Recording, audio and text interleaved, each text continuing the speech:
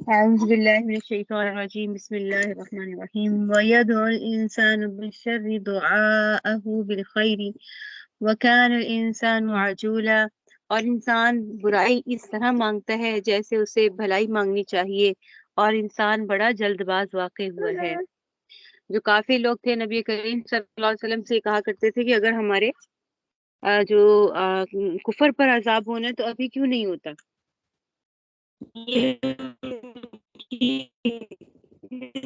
بات کی طرف اشارہ کیا گیا ہے کہ یہ لوگ جلد بازی میں عذاب کی چیز ہو تو یہ چیز نہیں ہونی چاہیے۔ یہاں سے کیا معلوم ہوا کہ انسان تو بعض اوقات جلد بازی میں کیا کرتا ہے، اپنے لیے ہی ایسی دعا کرتا ہے جو اس کے لیے تباہی اور بربادی کا سبب ہوتے ہیں۔ تو پھر اللہ تعالیٰ کی یہ کرم نوازی ہے اور رحیم ہے اللہ تعالیٰ کی ذات کہ ان کی ایسی دعا کو قبول نہیں فرماتے، اور اگر اللہ ان کی ان دعا کو قبول فرما لے تو پھر وہ برباد ہو جائیں۔ تو اکثر اللہ تعالیٰ ایسی دعاؤں کو قبول نہیں فرماتے، یہاں تک کہ انسان خود ہی سمجھ لیتا ہے کہ میری یہ درخواست کرنا غلط تھا اور میرے لیے سخت ہی مضر تھا۔ اور پھر اس طرف اشارہ کیا گیا ہے، یعنی آخری جملہ جس آیت کا ہے اس میں انسان کی طبیعی کمزوری کو بتایا گیا ہے کہ انسان اپنی طبیعت میں ہی بڑا ہی جلد باز ہے، یعنی اپنے سرسری جو نفع ہے نقصان اس کو اس پر نظر رکھتا ہے، اور جو اس کے انجام ہے جو عاقبت اندیشی ہے اس کو نظر انداز کر دیتا ہے، یعنی فوری اس کو راحت چاہیے، یعنی صبر سے کام نہیں لے گا، اور تھوڑی سی راحت کے لیے وہ اپنی آخری جو اخروی زندگی ہے اس کی راحت کو وہ فراموش کر دیتا ہے، اور اس طرف وہ اس وجہ سے وہ جلد بازی کرتا ہے۔ اس لیے فرمایا کہ انسان بڑا ہی جلد باز ہے۔ وَجَعَلْنَا اللَّيْلَ وَالنَّهَارَ آيَتَيْنِ فَمَحَوْنَا آيَةَ اللَّيْلِ وَجَعَلْنَا آيَةَ النَّهَارِ مُبْصِرَةً لِتَبْتَغُوا فَضْلًا مِّن رَّبِّكُمْ وَلِتَعْلَمُوا عَدَدَ السِّنِينَ وَالْحِسَابَ وَكُلَّ شَيْءٍ فَصَّلْنَاهُ تَفْصِيلًا۔ اور ہم نے رات اور دن کو دو نشانیوں کے طور پر پیدا کیا ہے، پھر رات کی نشانی کو تو اندھیری بنا دیا اور دن کی نشانی کو روشن کر دیا، تاکہ تم اپنے رب کا فضل تلاش کر سکو، اور تاکہ تم سالوں کی گنتی اور مہینوں کا حساب معلوم کر سکو، تاکہ تمہیں سالوں کی گنتی اور مہینوں کا حساب معلوم ہو سکے، اور ہم نے ہر چیز کو الگ الگ واضح کر دیا ہے۔ یعنی دن اور رات کا ایک دوسرے کے ساتھ تسلسل کے ساتھ آنا کیا ہے، اللہ تعالیٰ کی قدرت ہے اور رحمت اور حکمت کی نشانی۔ ادھر رات کی وہ حکمت نہیں بتائی بھی، لیکن یہاں پہ بتایا دوسری آیات اور دوسری صورتوں میں اگر ہم نے پڑھا ہے تو دیکھیں کہ رات کے وقت اندھیرا چھا جاتا ہے تاکہ لوگ اس میں آرام کر سکیں، اور دن کی روشنی میں اس لیے کی کہ اپنا روزگار تلاش کر سکیں، اور اس روزگار کو اللہ تعالیٰ نے کس سے تشبیہ دی ہے؟ فضل سے، کہ وہ اپنا فضل تلاش کریں۔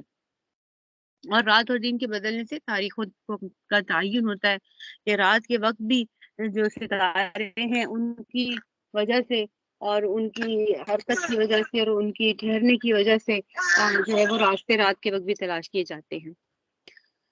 اور دیکھیں رات دیکھیں سب کے لیے اللہ تعالیٰ نے آرام کے لیے بنائی۔ اب دیکھیں کچھ اگر یہ والا قاعدہ نہ ہوتا کہ رات ہی ہوتی ہے آرام کے لیے اور کوئی بھی اپنی مرضی سے صبح کو سو رہا ہے یا رات کو سو رہا ہے یا کسی بھی پہر سو رہا ہے، تو پھر ایک دوسرے کی آواز سے اس کے شور سے دوسرے جاتے۔ اس لیے اللہ نے رات کو جو ہے وہ آرام کے لیے بنایا کہ انسان اس رات کے وقت آرام کرے۔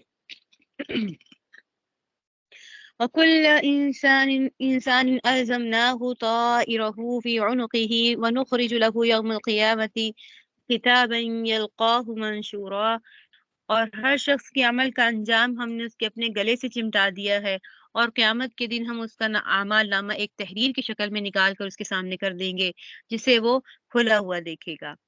اب اس میں کیا ذکر کیا گیا ہے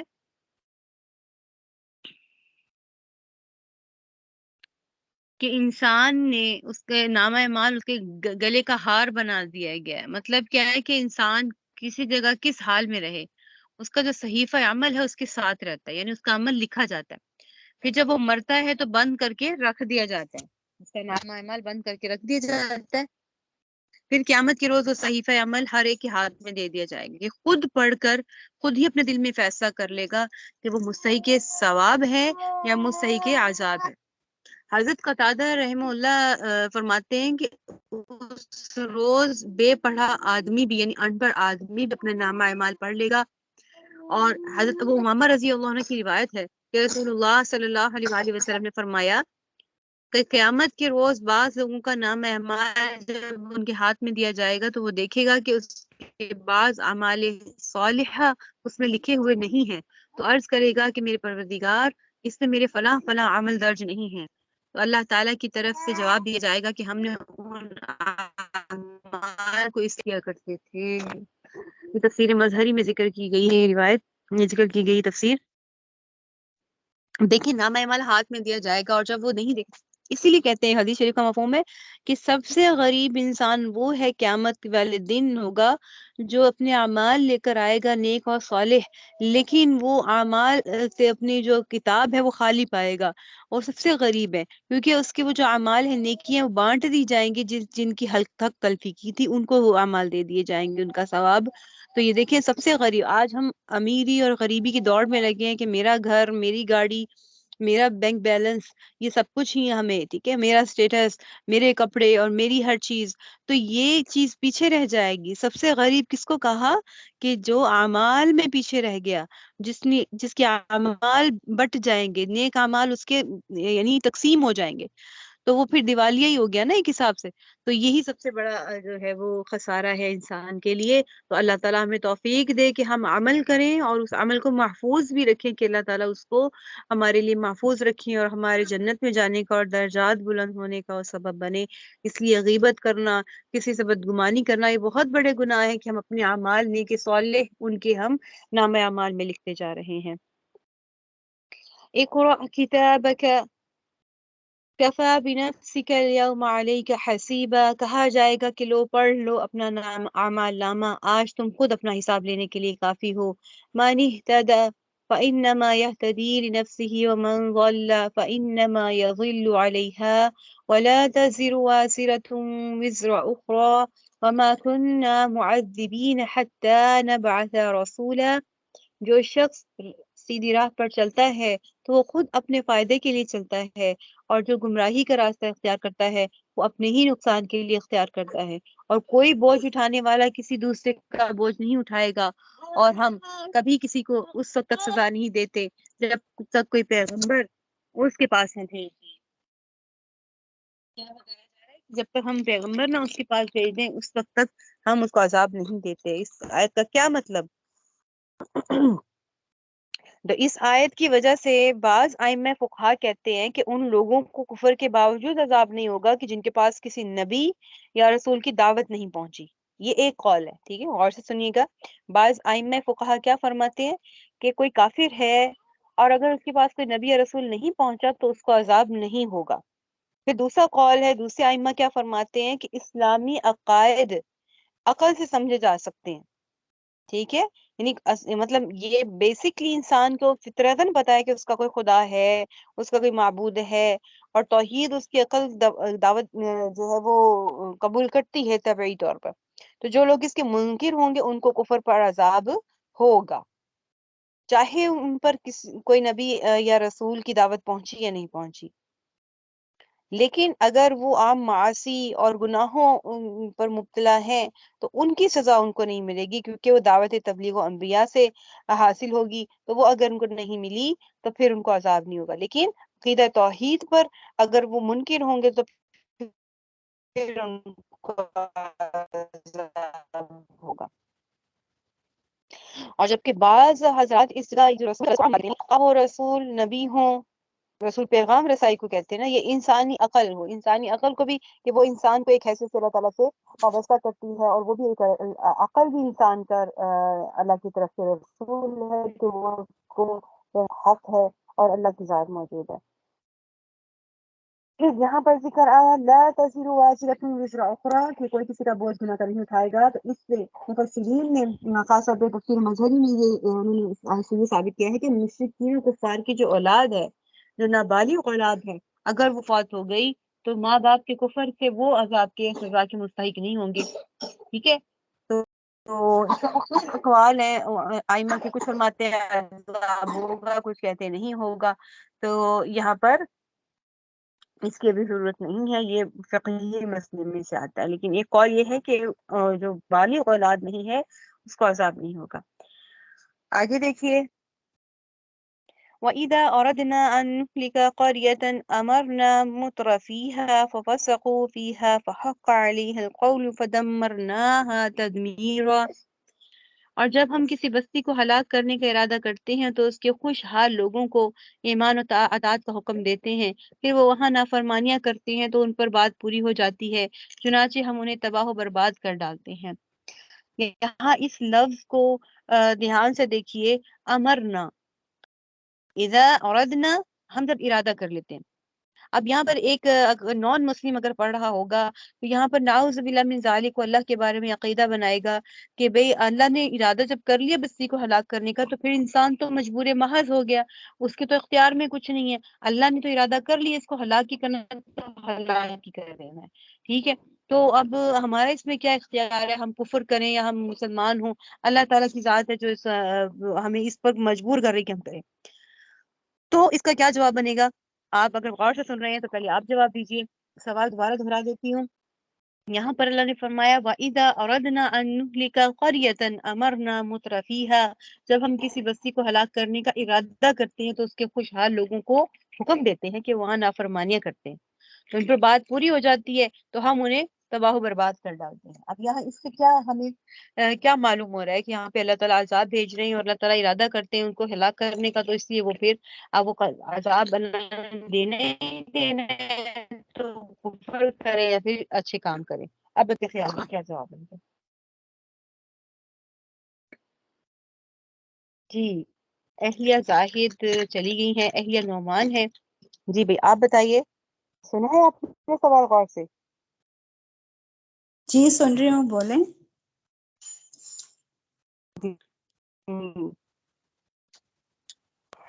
آپ نے سوال سنا کہ دوبارہ دہرا دوں؟ سوال دہرا دیں، سوال دہرا دیں۔ ہاں جی دیکھیے جی، سوال یہ ہے کہ دیکھیں یہاں پر اللہ فرماتے ہیں کہ ہم ارادہ جب کر لیتے ہیں کسی بستی کو ہلاک کرنے کا تو ہم ایسے لوگ ان کے پر مسلط کر دیتے ہیں جو خوشحال ہوتے ہیں، عمرا ہوتے ہیں، تو پھر وہ نافرمانیاں کرتے ہیں اور جب یہ بات پوری ہو جاتی ہے تو ہم انہیں تباہ و برباد کر دیتے ہیں، ٹھیک ہے۔ میرا سوال ہے کہ انسان یہ سوچتا ہے کہ آیت کو پہلی دفعہ پڑھے گا، جیسے فرض کرے کوئی کافر پڑھتا ہے یا پھر نعوذ باللہ کسی مسلمان کے دل میں بھی یہ اشکال آ سکتا ہے کہ اللہ نے تو خود ہی ہلاک کرنے کا ارادہ کر لیا ہے، تو اب کوئی نیک عمل کرے یا کفر پر رہے تو پھر یہ تو اس کا قصور نہیں ہے نا۔ جی وہ تو یہی سوچے گا۔ جی بالکل، پھر کیا جواب بنتا ہے؟ مطلب یہ تو چلیں ایک وہ تقدیر والی بات تو الگ رہی، لیکن نیک جب مطلب اگر خوشحالی ہے تو اللہ کا شکر ادا کرنا ضروری ہے نا۔ خوشحال اگر ہم اللہ تعالیٰ ہمیں دیتا ہے تو اس کا ہمیں شکر ادا کرنا چاہیے، اور اگر کوئی ہمارے ایسے وہ کوئی حالات ہیں تو اس صورت میں ہمیں اللہ سے مانگنا چاہیے۔ بالکل بالکل ٹھیک آپ نے کہا، لیکن دیکھیے اس میں ایک بات اور بھی آتی ہے کہ انسان مجبور محض نہیں ہے۔ میں نے آپ کو جی یہ والی آیت کئی دفعہ کوٹ کی ہے، فَأَلْهَمَهَا فُجُورَهَا وَتَقْوَاهَا، اس جی آیت کو آپ بھی یاد کر لیجئے کہ اللہ نے انسان کے اندر ڈال دی یہ بات، ٹھیک ہے، کہ اللہ نے کہ وہ نیکی کا راستہ اختیار کرے یا پھر برائی کا راستہ، یہ اختیار تو اللہ نے دے دیا نا۔ اب انسان اپنی سوچ سے، عقل سے اس کو اگر سمجھے تو پھر وہ کیا کرے گا کہ یا تو نیکی کا راستہ اختیار کرے گا یا تو پھر برائی کا اختیار کرے گا۔ تو یہاں پہ اردنا اور اس کے بعد امرنا یہ جو ذکر کیا تو یہ مجبور محض نہیں ہے، اللہ تعالیٰ نے انسان کو عقل دی ہے، اختیار دیا ہے کہ وہ عذاب و ثواب میں سے کس کا راستہ وہ اختیار کرتا ہے، تو انسان جو ہے وہ اپنے اختیار سے ہی کرتا ہے اور اسی پہ اللہ تعالیٰ اس پہ عذاب دیتے ہیں۔ اب یہاں پر اس آیت کی تو یہ ایک شبہ تھا اور اس کا پھر جواب دے دیا۔ اب اس آیت میں اگر ہم یہ لفظ جو میں نے آپ کو کہا امرنا، اس کو اگر امر نہ پڑھے، ٹھیک ہے، کہ اس کی قرات ایک ہے امرنا اور ایک ہے امرنا اور تیسرا ہے آمرنا، یہ تین قرات پڑھی جائیں تو اس کا تینوں قرات میں مختلف معنی آئے گا۔ ایک تو امرنا ہے نا، ایک تو حکم دینے کے معنی میں آ گیا، ٹھیک ہے، تو یہ ہم نے معنی نکال لیا اور اس کا جواب بھی دے۔ دوسرا اگر ہم اس کو امرنا میم پر شد لا کر اگر پڑھے دوسری قرات میں تو پھر اس کا معنی کیا ہوگا؟ تو اس کے معنی پھر یہ ہوں گے کہ ہم نے امیر و حاکم بنا دیا خوش عیش سرمایہ کار لوگوں کو، ٹھیک ہے، ہم نے حاکم بنا دیا جو ملک کے امیر لوگ تھے اور خوشحال لوگ تھے، ان کو ان کا امیر بنا دیا، جو فسق و فجور میں مبتلا ہو گئے. اب دیکھیں قوم کے بڑے جو ہمارے ریپرزینٹ ہیں، ہمارے جو صدر ہیں، ہمارے وزیر اعظم ہیں، یہ عمراء میں سے ہیں، اور اللہ نے ان کو اگر چن لیا اور ان کو بنا دیا ہم پر حاکم، اور وہ فسق و فجور میں مبتلا ہو گئے، تو اس کا اثر کیا ہوگا؟ عذاب کی شکل میں پوری قوم پر آئے گا. ٹھیک ہے، تو یہ اللہ تعالیٰ جب اسی کا معاملہ ہوگا تو اس پوری قوم پر اللہ تعالیٰ عذاب دیں گے. تیسری اس کی ہے کہ اگر قرات آمر نہ پڑھیں، آ کو ہم مد کے ساتھ پڑھیں کھینچ کے، اور یہ حضرت علی ابن عباس رضی اللہ عنہ کی ایک قرات میں ہے کہ تو پھر اس کی تفسیر میں کیا ہوگا؟ اس کا معنی پھر اکثر نہ یعنی اللہ تعالیٰ کسی قوم پر عذاب بھیجتے ہیں تو اس کی ابتدائی علامت یہ ہوتی ہے کہ اس قوم میں خوشحال اور سرمایہ دار لوگوں کی کثرت ہو جاتی ہے. جب ان کی کثرت ہو جائے گی تو ان کے فسق و فجور کی وجہ سے پوری قوم عذاب میں مبتلا ہو جاتی ہے. تو اب جو پہلی قرات ہے اس کا کیا مطلب ہوا؟ یعنی امرنا، امیر بنانے کا، یعنی ہم ایسے لوگوں کو حاکم بنا دیں گے جو خوشحال ہیں، عیش پرست لوگ ہیں، ان کو حاکم بنا دیں گے. اور دوسری قرات میں ہے کہ ان لوگوں کی کثرت کر دیں گے. اور پھر اسی وجہ سے ہمیں معلوم ہوا کہ جو عیش پسند لوگ ہیں ان کی حکومت کرنا اور ایسے لوگوں کی قوم میں کثرت ہو جانا یہ اچھی بات نہیں ہے، یعنی یہ خوشی کی چیز نہیں ہے کہ انسان خوش ہو اس بات پہ، بلکہ یہ عذاب الہی کی علامت ہے.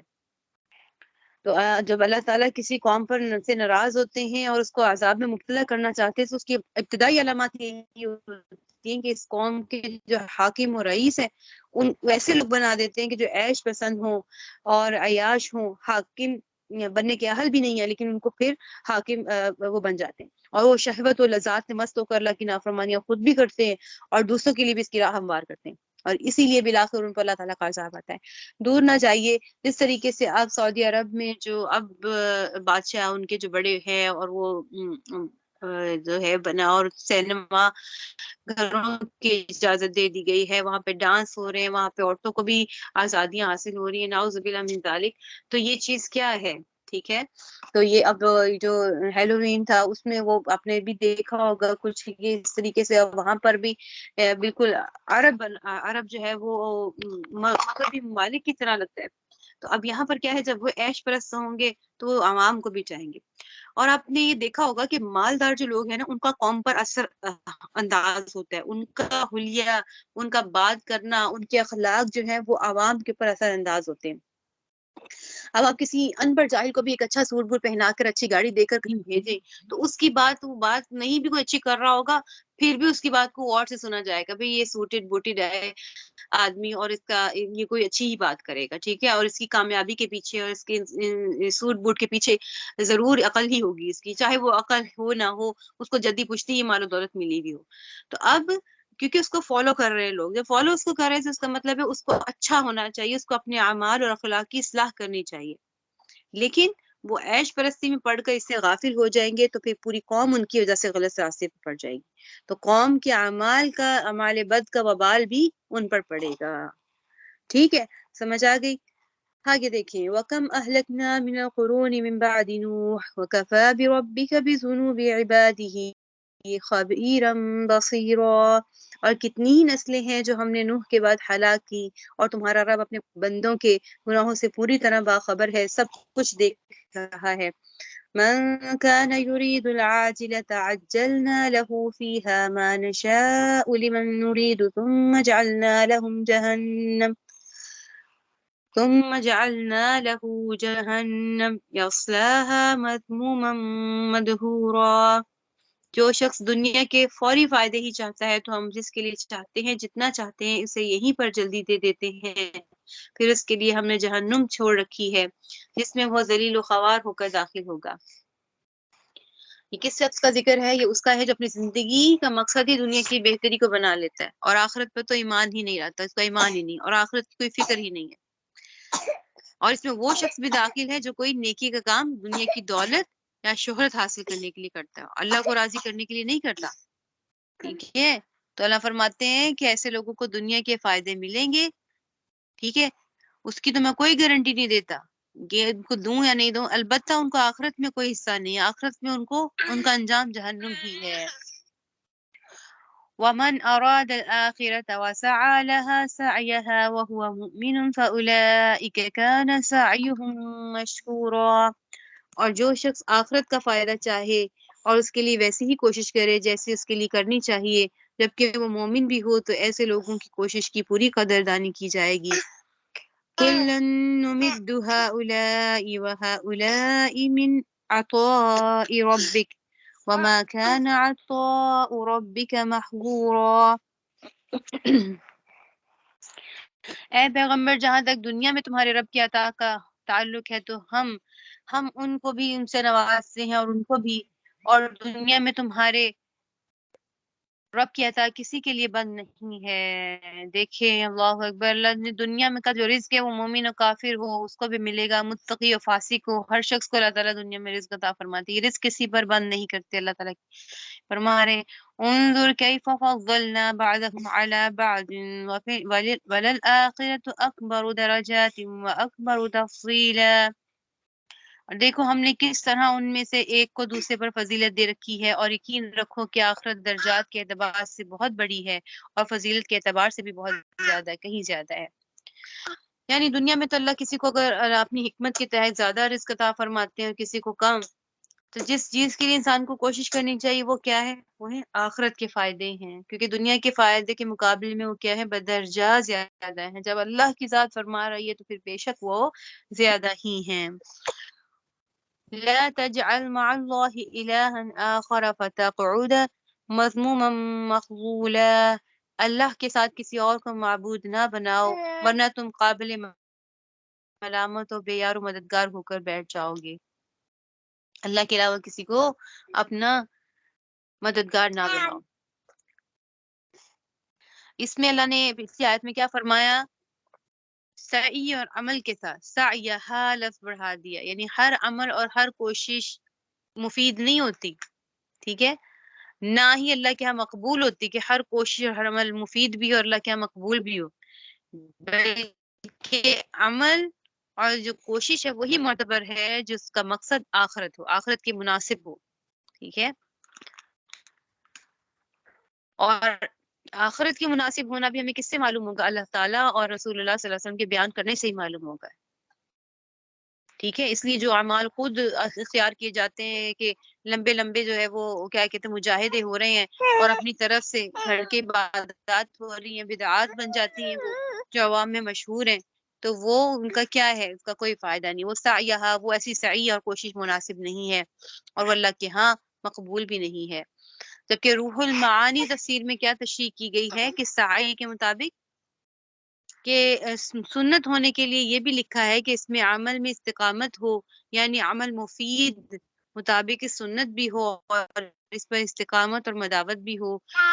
یعنی استقامت حدیث شریف کا مفہوم ہے کہ عمل تھوڑا ہی ہو لیکن اس پہ استقامت ہو تو وہ عمل سب سے بہتر ہے. آپ تھوڑا ہی کریں، ایک عمل کریں، آپ زیادہ مجاہدے نہ کریں، آپ تمام نوافل چاہے ابھی نہیں پڑھ پا رہے، کم از کم ایک نفل چاش کے، اشراق کے، تہجد کے اگر آپ پڑھ رہے ہیں، چاہے 2 ہی پڑھ رہے ہیں، اس پہ استقامت ہونا یہ زیادہ اللہ کے ہاں قبول ہونے والا ہے، ٹھیک ہے.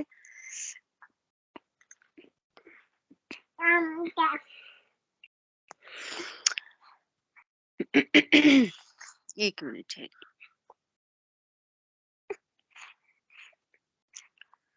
تو ابھی اس آیت میں کیا فرما دیا کہ آخرت کی بھلائی حاصل کرنے کے لیے بندے کو ویسے ہی کوشش کرنی چاہیے جیسے ہی کرنی چاہیے. اس سے اللہ تعالیٰ کے احکام کی اطاعت کی طرف بھی اشارہ ملتا ہے، ٹھیک ہے. اور یہاں سے کچھ اللہ تعالیٰ کچھ احکام کی تفصیل بتائی ہے کہ پہلے توحید بتائی گئی کہ اللہ کی توحید اپنائی جائے، اللہ کے سوا کسی کو بھی خدا نہ مانا جائے، کیونکہ اس کے بغیر کوئی عمل مقبول نہیں ہے، ٹھیک ہے.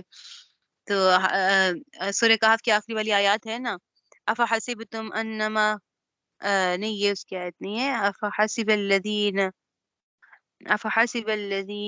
یہاں سے شروع ہوتی ہے، آخری آیات ہی 10 آیات ہی آخری.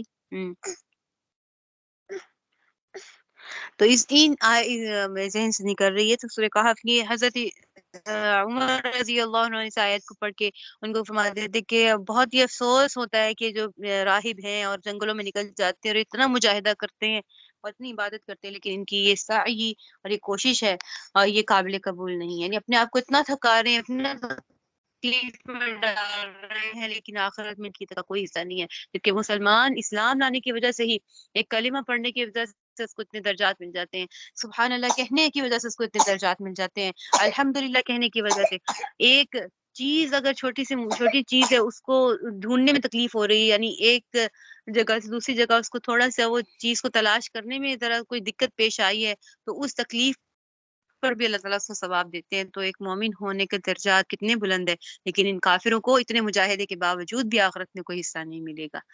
ٹھیک ہے، آگے آ رہا ہے بالوالدین احسانہ، یہ آیات آ رہی ہیں، اس پہ کل بات کریں گے، کیونکہ یہ بڑا ہے کہ قیامت کے نزدیک والدین کا بھی ادب، خاص طور پہ ماں کا ادب، تو یہ آیات ہیں، تو اس کو ہم انشاءاللہ کل تفصیل سے پڑھیں گے، والدین کے ادب کی اور ان کا اور اگر والدین سے کچھ غلطی ہو جائے تو اس کی کیا کیٹیگری ہے، کس درجے میں ہے، اور کیا بچوں کو سوال اٹھانا چاہیے اس بات پر، اور مطلب اس میں کیا ہے جو اس آیت کے ہم اس کو انشاءاللہ تعالیٰ کریں گے، اور آپ بھی پڑھ کے آئیے گا، میری طرف سے آپ کو ہے کہ آپ بھی پڑھ کر آئیں کہ اولاد کی کیا حق ہے والدین پہ، اور والدین کے کیا حقوق ہے اولاد پر، ٹھیک ہے؟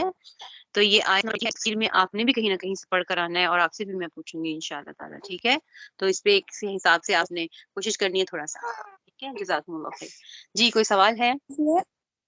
آیت نمبر، یہ بالوالدین احسانا والی آیت نمبر بتا دیں۔ جی یہ بتا رہی ہوں، یہ آیت نمبر 23 ہے، جی ٹھیک ہے، 23 اور 24، وَاخْفِضْ لَهُمَا جناح الذل رب ارحمهما كما ربياني صغيرا، یہ آیتیں یہاں تک، ٹھیک ہے؟